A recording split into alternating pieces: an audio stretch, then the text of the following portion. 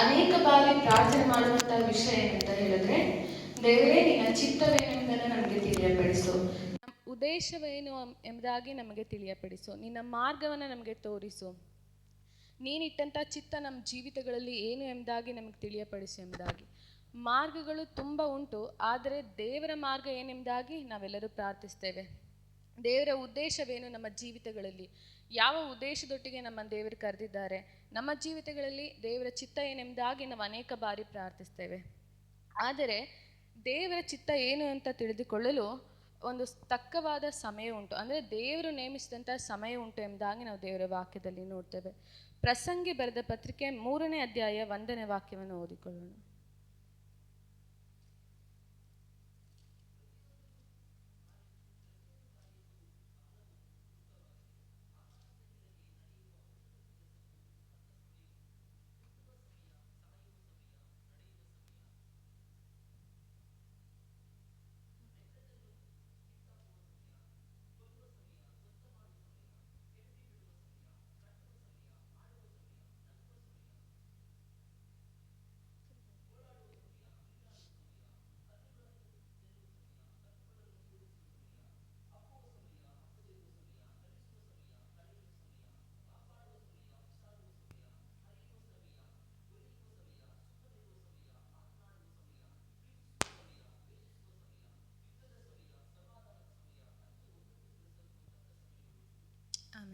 ವಾಕ್ಯದಲ್ಲಿ ನೋಡ್ತೇವೆ, ಪ್ರತಿಯೊಂದು ಕಾರ್ಯಕ್ಕೂ ದೇವರು ಒಂದು ಕಾಲವನ್ನು, ಒಂದು ಸಮಯವನ್ನು ನೇಮಿಸ್ತಾರೆ ಎಂಬುದಾಗಿ.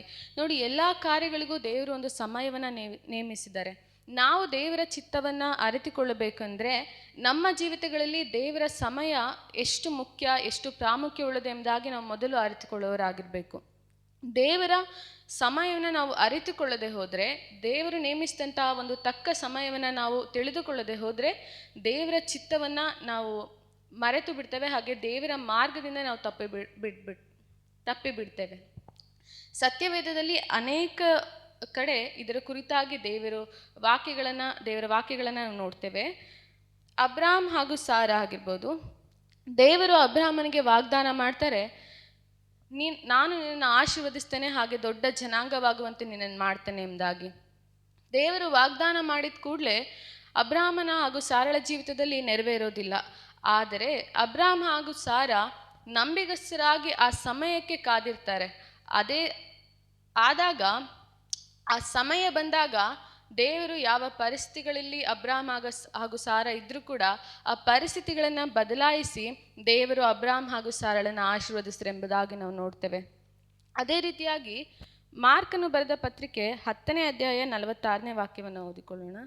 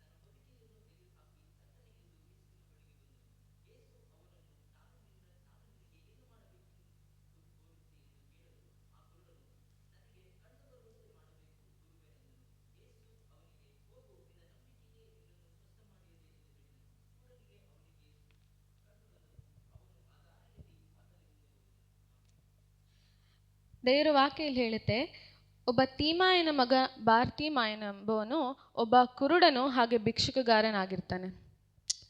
ಈತನು ಅನೇಕ ವರ್ಷಗಳಿಂದ ಆ ಯೆರಿಕೋವಿನಲ್ಲಿ ಭಿಕ್ಷೆ ಬೇಡ್ತಾ ಇರ್ಬೋದು. ಆತನ ಮಾರ್ಗದಲ್ಲಿ ಅನೇಕ ಜನರು ಬಂದು ಹೋಗಿರ್ಬೋದು. ಆದರೆ ಆ ಒಂದು ಯೇಸುಸ್ವಾಮಿ ಬರ್ತಾರೆ ಎಂಬ ವಿಷಯವನ್ನು ಆ ಬಾರ್ತಿಮಾಯನು ಕೇಳಿದಾಗ ಆತನಿಗೆ ಗೊತ್ತಾಗ್ತದೆ, ಇದೇ ನನ್ನ ಸಮಯ, ಈ ಸಮಯವನ್ನು ನಾನು ಬಿಟ್ಟುಬಿಟ್ರೆ ನನ್ನ ಜೀವಿತದಲ್ಲಿ ನಾನು ಬಿಡುಗಡೆನ ಕಾಣಲು ಆಗೋದಿಲ್ಲ. ಈ ಸಮಯದಲ್ಲಿ ನಾನು ಮೌನವಾಗಿದ್ರೆ ನನ್ನ ಜೀವಿತದಲ್ಲಿ ಬದಲಾವಣೆ ಬರೋದೇ ಇಲ್ಲ ಎಂಬುದಾಗಿ ಆತನ ಸಮಯವನ್ನು ಅರ್ಥ ಮಾಡಿಕೊಂಡ. ಹಾಗಾಗಿ ಅಲ್ಲಿ ವಾಕ್ಯ, ಆ ಮಾರ್ಗದಲ್ಲಿ ಹೋಗುವವನು ನಜರೇತಿನ ಏಸು ಎಂದು ಅವನು ಕೇಳಿ, ದಾವೀದನ ಕುಮಾರನೇ ಏಸುವೆ, ನನ್ನನ್ನು ಕರುಣಿಸು ಎಂದು ಕೂಗಿಕೊಳ್ತಾನೆ. ಅಲ್ಲ, ಅನೇಕ ಜನರು ಅವನಿಗೆ ಸುಮ್ಮನಿರು ಎಂಬುದಾಗಿ ಗದರಿಸ್ತಾರೆ, ಆದರೆ ಅವರ ಮಾತುಗಳಿಗೆ ಅವನು ಕಿವಿಗೊಡದಂತೆ ಈ ಸಮಯದಲ್ಲಿ ನಾನು ಮೌನವಾಗಿರಬಾರ್ದು ಎಂಬುದಾಗಿ ಆತನು ಆ ದೇವರ ಸಮಯವನ್ನು ಅರ್ಥ ಮಾಡಿಕೊಂಡು ದಾವೀದನ ಕುಮಾರನೇ ಎಂಬುದಾಗಿ ಆತನು ಕೂಗ್ತಾನೆ. ಆತನು ಬರೀ ಯೇಸು ಸ್ವಾಮಿಯನ್ನ ನಜರೇತಿನ ಯೇಸು ಎಂಬುದಾಗಿ ನಂಬದಂತೆ ಆತನು ನನ್ನ ಬಿಡುಗಡೆಗಾಗಿ ಬಂದಂಥ ರಕ್ಷಕನು, ಹಾಗೆ ಆತನು ದೇವರು ಅಭಿಷೇಕಿಸಿ ಕಳಿಸಿದಂಥ ಮೆಸ್ಸಿಯನು ಎಂಬುದಾಗಿ ನಂಬಿ ಆತನನ್ನು ಬೇಡಿಕೊಳ್ತಾನೆ. ಅಲ್ಲಿ ಕೂಡಿದಂಥ ಜನರೆಲ್ಲ ಅವನನ್ನು ಗದರಿಸ್ತಾರೆ, ಆದರೂ ಆತನು ಗಟ್ಟಿಯಾದ ಸ್ವರದಿಂದ ಆ ಯೇಸು ಸ್ವಾಮಿಯನ್ನು ದಾವೀದನ ಕುಮಾರನೇ ಎಂಬುದಾಗಿ ಕೂಗ್ತಾನೆ. ಆ ಭಿಕ್ಷುಕಗಾರನು ಆ ದೇವರ ಸಮಯವನ್ನು ಅರ್ಥ ಮಾಡಿಕೊಳ್ತಾನೆ, ಆತನ ಜೀವಿತದಲ್ಲಿ ಆತನ ಬಿಡುಗಡೆಯನ್ನು ಕಾಣ್ತಾನೆ ಎಂಬುದಾಗಿ ನಾವು ನೋಡ್ತೇವೆ. ಅದೇ ರೀತಿಯಾಗಿ ಅನೇಕ ಜನರು ನಾವು ನೋಡ್ತೇವೆ ದೇವರ ಸಮಯದವರೆಗೂ ಕಾದಿದ್ದು ಆತನು ಅದ್ಭುತಗಳನ್ನು ಹೊಂದಿಕೊಳ್ತಾರೆ. ಯೋಬನನ್ನು ನೋಡ್ರಿ, ಆತನು ಶೋಧನೆಗೆ ಒಳಪಡ್ತಾನೆ, ಅದರಲ್ಲೂ ಆತನು ನಂಬಿಗಸ್ತನಾಗಿ ಇದ್ದ ಕಾರಣ ಆ ಸೈತಾನನ ಸಮಯ ಮುಗಿದು ಆ ದೇವರ ಸಮಯವು ಆತನ ಜೀವಿತದಲ್ಲಿ ಬರುವಾಗ ಆತನು ಕಳೆದುಕೊಂಡ ಎಲ್ಲದನ್ನ ದೇವರು ಎರಡರಷ್ಟಾಗಿ ಆಶೀರ್ವದಿಸಿ ಅವನಿಗೆ ಕೊಟ್ಟರು ಎಂಬುದಾಗಿ ನಾವು ನೋಡ್ತೇವೆ. ಅದೇ ರೀತಿಯಾಗಿ ಯೋಸೇಫನನ್ನು ನೋಡ್ರಿ, ಆತನು 13 ವರ್ಷಗಳ ಕಾಲ ಆ ಗುಲಾಮತನದಲ್ಲಿ ಆತನು ಇರ್ತಾನೆ ಎಂಬುದಾಗಿ ನಾವು ನೋಡ್ತೇವೆ. ಆದರೆ ಆ ಯೋಸೇಫನ ಸಮಯ ಬಂದಾಗ ಫರೋಹನೇ ಅವನ ಆಸ್ಥಾನದಲ್ಲಿ ಯೋಸೇಫನಿಗೆ ಹೇಳ್ತಾರೆ, ನೀನು ದೇವರ ಆತ್ಮವನ್ನು ಹೊಂದಿದವನಾಗಿದ್ಯಾ, ನಿನಗಿಂತ ಯೋಗ್ಯನಾದ ಪುರುಷನು ನಮಗೆ ಸಿಗೋದಿಲ್ಲ, ಹಾಗಾಗಿ ನೀನು ನನ್ನ ಆಸ್ಥಾನದಲ್ಲಿ ಸರ್ವಾಧಿಕಾರಿಯಾಗಿರ್ಬೇಕೆಂಬುದಾಗಿ ಯೋಸೇಫನನ್ನು ನೇಮಿಸ್ತಾರೆ. ಆದಿಕಾಂಡ 50ನೇ ಅಧ್ಯಾಯ 20ನೇ ವಾಕ್ಯವನ್ನು ಓದ್ಕೊಳ್ಳೋಣ.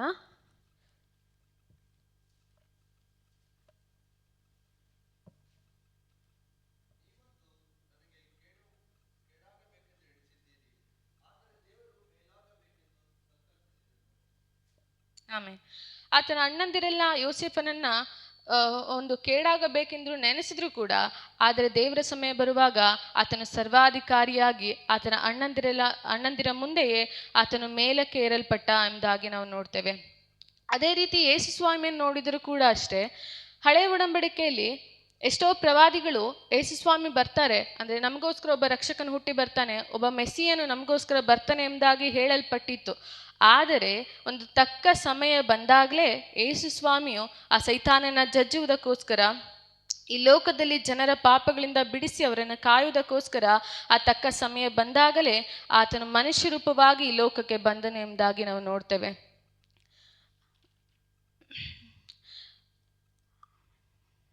ಆದ್ರಿಂದ ಪ್ರತಿಯೊಂದು ಕಾರ್ಯಕ್ಕೂ ಒಂದು ಸಮಯ ಉಂಟು. ಆ ಒಂದು ತಕ್ಕ ಸಮಯ, ದೇವರ ಸಮಯವನ್ನು ನಾವು ಹೇಗೆ ಅರ್ಥ ಮಾಡಿಕೊಳ್ಳೋದು, ನಾವು ಹೇಗೆ ಕಂಡುಕೊಳ್ಳೋದು, ದೇವರು ನಮ್ಮೊಟ್ಟಿಗೆ ಹೇಗೆ ಮಾತಾಡ್ತಾರೆ ಅಂತ ನಾವು ನೋಡೋದಾದರೆ, ದೇವರು ನಮ್ಮ ಮೂಲಕವಾಗಿ, ಅಂದರೆ ಆತನ ಚಿತ್ತವನ್ನು ವಾಕ್ಯದ ಮೂಲಕವಾಗಿ, ಕನಸಿನ ಮೂಲಕವಾಗಿ, ಪ್ರವಾದಿಗಳ ಮೂಲಕವಾಗಿ, ದೇವಸೇವಕನು ನುಡಿಯುವಂಥ ವಚನಗಳ ಮೂಲಕವಾಗಿ ದೇವರು ನಮ್ಮೊಟ್ಟಿಗೆ ಮಾತನಾಡ್ತಾರೆ. ಇದೆಲ್ಲವೂ ನಮ್ಮ ಜೀವಿತಗಳಲ್ಲಿ ಬಂದಾಗ, ಅಂದರೆ ಇದು ನಿನ್ನ ಸಮಯ ಎಂಬುದಾಗಿ ವಾಕ್ಯದ ಮೂಲಕವಾಗಿ ನಮಗೆ ಹೇಳಲ್ಪಟ್ಟಾಗ, ಸೇವಕರ ಮೂಲಕವಾಗಿ ಹೇಳಲ್ಪಟ್ಟಾಗ, ಪ್ರವಾದನೆಗಳ ಮೂಲಕವಾಗಿ ನಮಗೆ ಹೇಳಲ್ಪಟ್ಟಾಗ, ನಾವು ಇದನ್ನು ತಿರಸ್ಕರಿಸಿ ಇದನ್ನು ನಾವು ಮನಸ್ಸಿಗೆ ತೆಗೆದುಕೊಳ್ಳದೆ ಹೋದರೆ ನಾವು ದೇವರ ಚಿತ್ತವನ್ನು ಅರ್ಥ ಮಾಡಿಕೊಳ್ಳಲು ಸಾಧ್ಯವೇ ಇಲ್ಲ. ನಾವು ಇದನ್ನು ಅರ್ಥ ಮಾಡಿಕೊಳ್ಳದೆ ಇದ್ದಾಗ ನಾವು ನಮ್ಮ ಜೀವಿತಗಳಲ್ಲಿ ನಾವು ಹೇಗೆ ಜೀವಿಸಬೇಕೆಂದು ನಾವು ನೆನೆಸ್ತಿರ್ತೀವೋ ಆ ರೀತಿಯಾಗಿ ಜೀವಿಸಲಾಗೋದಿಲ್ಲ. ಹೇಗೆ ನಾವು ಪ್ರಾರ್ಥಿಸಬೇಕು ಅಂತ ಅಂದುಕೊಳ್ತಿರ್ತೇವೋ ಆ ರೀತಿಯಾಗಿ ಪ್ರಾರ್ಥಿಸಲಾಗೋದಿಲ್ಲ. ನಾವು ಯಾವ ರೀತಿಯಾಗಿ ಸೇವೆ ಮಾಡಬೇಕು ಅಂತ ಹೇಳಿ ಅನ್ಕೊತಿರ್ತೀವೋ ಆ ರೀತಿಯಾಗಿ ಸೇವೆ ಮಾಡಲು ಆಗೋದಿಲ್ಲ. ಅದೇ ಕಾರಣಕ್ಕಾಗಿ ದೇವರ ಮಾರ್ಗವನ್ನು, ಸಮಯವನ್ನು ನಾವು ಅರ್ಥ ಮಾಡಿಕೊಳ್ಳಲು ಅದು ಒಂದೇ ಮಾರ್ಗ, ಅಂದರೆ ಅದು ಪ್ರಾರ್ಥನೆ. ಯಾರು ಹೆಚ್ಚಾಗಿ ದೇವರಲ್ಲಿ ಸಮಯವನ್ನು ಕೊಡ್ತಾರೋ, ಯಾರು ದೇವರೊಟ್ಟಿಗೆ ಹೆಚ್ಚಾದ ಸಂಬಂಧವನ್ನು ಇಟ್ಕೊಂಡಿರ್ತಾರೋ, ದೇವರೊಟ್ಟಿಗೆ ಯಾರು ಅನ್ಯೋನ್ಯತೆ ಉಳ್ಳವರಾಗಿರ್ತಾರೋ ದೇವರಂಥವರೊಟ್ಟಿಗೆ ಮಾತನಾಡ್ತಾರೆ. ಹಾಗೆ ಆತನ ಚಿತ್ತವನ್ನು, ಆತನ ಉದ್ದೇಶವನ್ನು ದೇವರು ಆತನಿಗೆ ತಿಳಿಯಪಡಿಸ್ತಾರೆ. ಆದ್ದರಿಂದ ದೇವರ ವಾಕ್ಯ ಹೇಳುತ್ತೆ, ಯಾವಾಗಲೂ ಎಡೆಬಿಡದೆ ಪ್ರಾರ್ಥಿಸ್ರಿ, ಬೇಸರಗೊಳ್ಳದೆ ಪ್ರಾರ್ಥಿಸ್ರಿ ಎಂಬುದಾಗಿ. ಸೈತಾನನು ನಮ್ಮನ್ನು ಶೋಧಿಸ್ತಾನೆ. ನಾವು ಪ್ರಾರ್ಥನೆ ಮಾಡದ ರೀತಿಯಲ್ಲಿ, ನಾವು ಪ್ರಾರ್ಥನೆಯಿಂದ ದೂರ ಇರುವಂತೆ, ಅಂದರೆ ದೇವರ ಚಿತ್ತವನ್ನು ನಾವು ಕಂಡುಕೊಳ್ಳದಂತೆ, ದೇವರ ಉದ್ದೇಶವನ್ನು ನಮ್ಮ ಜೀವಿತದಲ್ಲಿ ನಾವು ತಿಳಿದುಕೊಳ್ಳದಂತೆ ನಮ್ಮನ್ನು ಪ್ರಾರ್ಥನೆಯಿಂದ ದೂರ ಇರಲು ಆತನು ಪ್ರಯತ್ನಿಸ್ತಾನೆ. ಆದರೆ ನಾವು ಅದಕ್ಕೆ ಅವಕಾಶ ಕೊಡದೆ, ನಾವು ಯಾರು ಹೆಚ್ಚಾಗಿ ಪ್ರಾರ್ಥಿಸ್ತೇವೋ, ಯಾರು ಹೆಚ್ಚಾಗಿ ದೇವರಿಗೆ ಸಮಯವನ್ನು ಕೊಡ್ತೇವೋ, ಯಾರು ಹೆಚ್ಚಾಗಿ ದೇವರೊಟ್ಟಿಗೆ ಅನ್ಯೋನ್ಯತೆ ಉಳ್ಳವರಾಗಿರ್ತೇವೋ, ದೇವರಂಥವರೊಟ್ಟಿಗೆ ಮಾತನಾಡ್ತಾರೆ ಹಾಗೂ ಆತನ ಮಾರ್ಗವನ್ನು ನಮಗೆ ತಿಳಿಯಪಡಿಸ್ತಾರೆ ಎಂಬುದಾಗಿ ನಾವು ನೋಡ್ತೇವೆ. ಆದ್ದರಿಂದ ನಾವು ದೇವರ ಮಾತುಗಳಿಗೆ ಕಿವಿಗೊಡುವವರಾಗಿರಬೇಕು. ಕಿವಿಗೊಡದೆ ಹೋದರೆ ಏನಾಗ್ತದೆ ಎಂಬುದಾಗಿ ನಾವು ನೋಡೋಣ. ಲೂಕನು ಬರೆದ ಪತ್ರಿಕೆ 19ನೇ ಅಧ್ಯಾಯ 41ರಿಂದ 44ನೇ ವಾಕ್ಯದವರೆಗೂ.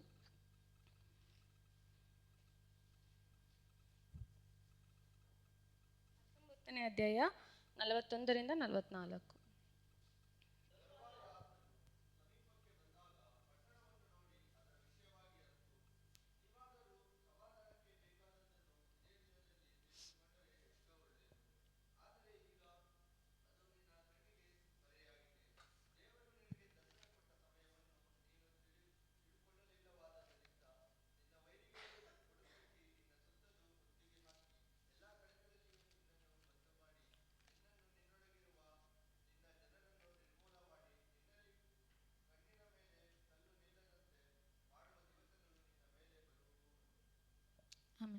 ಈ ವಾಕ್ಯವನ್ನು ನೋಡಿದಾಗ ನಮಗೆ ಗೊತ್ತಾಗ್ತದೆ, ಆ ಯೆರೂಸಲೇಮ್ ಪಟ್ಟಣದ ಜನರು ಅಂದರೆ ಇಸ್ರಾಯೇಲ್ಯರು ದೇವರ ಮಾತುಗಳಿಗೆ ಕಿವಿಗೊಡ್ಲಿಲ್ಲ, ದೇವರ ಆಲೋಚನೆಗಳನ್ನು ಅವ್ರು ತಿಳಿದುಕೊಳ್ಳಲಿಲ್ಲ.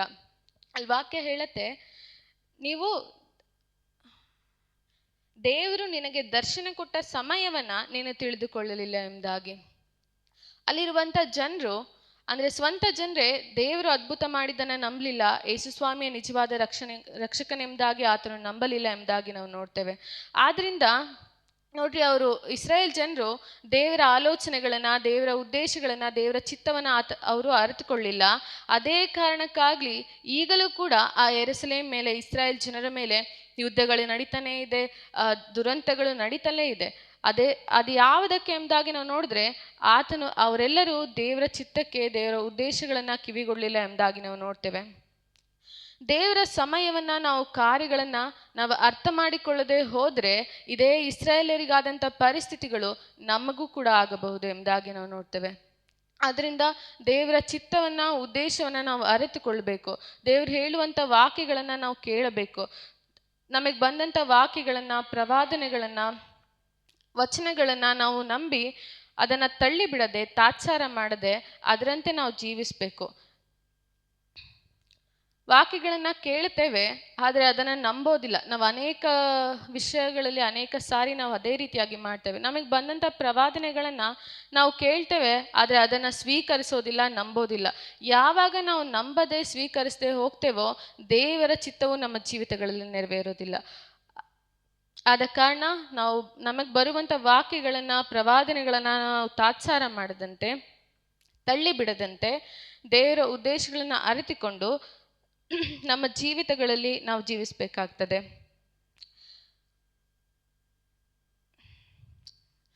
ದೇವರ ಒಂದು ಸಮಯವು ನಮ್ಮ ಜೀವಿತಗಳಲ್ಲಿ ಬರುವವರೆಗೂ ನಾವು ನಂಬಿಗಸ್ತರಾಗಿ, ಪರಿಶುದ್ಧರಾಗಿ, ಪ್ರಾರ್ಥನೆಯೊಟ್ಟಿಗೆ, ದೇವರ ಅನ್ಯೋನ್ಯತೆಯೊಟ್ಟಿಗೆ ನಾವು ದೇವರ ಸನ್ನಿಧಿಯಲ್ಲಿ ಸಮಯ ಕಳೆಯುವಾಗ ಆತನು ಆತನ ಚಿತ್ತವನ್ನು, ಆತನ ಉದ್ದೇಶವನ್ನು ನಮ್ಮ ಜೀವಿತಗಳಲ್ಲಿ ನೆರವೇರಿಸುವವನಾಗಿದ್ದಾನೆ. ಆ ಉದ್ದೇಶವನ್ನು ನಾವು ತಿಳಿದುಕೊಂಡಾಗ, ಆ ಸಮಯಕ್ಕಾಗಿ ನಾವು ಕಾದಿದ್ದು ನಾವು ಪ್ರಯಾಸ ಪಡುವಾಗ, ಆ ಬರುವಂಥ ಆಶೀರ್ವಾದಗಳಿಂದ ನಮ್ಮನ್ನು ತಡೆಯೋದಿಕ್ಕೆ ಯಾರಿಂದಲೂ ಕೂಡ ಸಾಧ್ಯವಿಲ್ಲ. ಈವನ್ ಸೈತಾನನಿಂದಲೂ ಕೂಡ ಆ ಆಶೀರ್ವಾದವನ್ನು ತಳ್ಳಿಬಿಡಲು ಆಗೋದಿಲ್ಲ. ಆದ್ದರಿಂದ ನಾವು ಪರಿಶುದ್ಧತೆಯೊಟ್ಟಿಗೆ, ನಂಬಿಕೆಯೊಟ್ಟಿಗೆ ಆ ದೇವರ ಸಮಯ ಬರೋವರೆಗೂ ಕಾದಿದ್ದು ಆತನಲ್ಲಿ ನಾವು ಜೀವಿಸೋರಾಗಿರೋಣ. ದೇವರ ವಾಕ್ಯವನ್ನು ಆಶೀರ್ವದಿಸಲಿ. Thank you.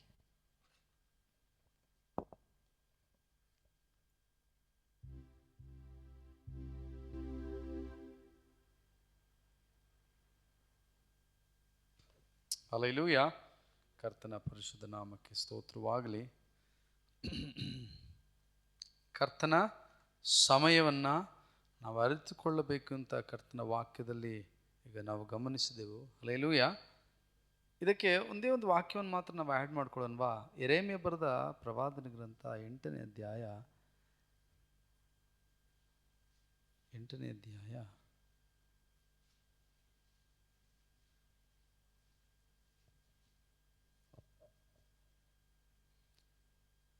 6ನೇ ವಾಕ್ಯದ ಕಡೆಯ ಭಾಗದಿಂದ ಓದಿಕೊಳ್ಳೋಣವಾ?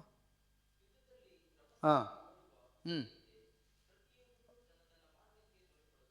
ಹ್ಞೂ ಹ್ಞೂ